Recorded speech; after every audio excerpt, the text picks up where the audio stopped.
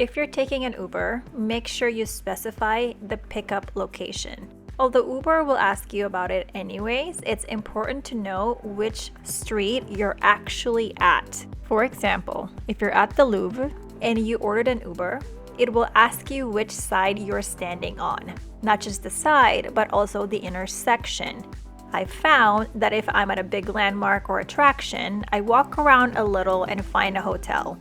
Any hotel or restaurant for that matter, and then I stand there and use it as my pickup location, so there's just no confusion. You're standing right at the front and your Uber driver can find you much quicker and easier.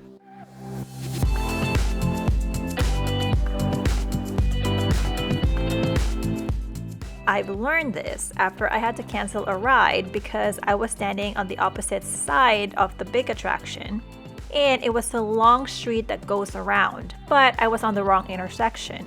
Since then, I walk to hotels and restaurants that's nearby and set that as my pickup location, so it has been so much smoother.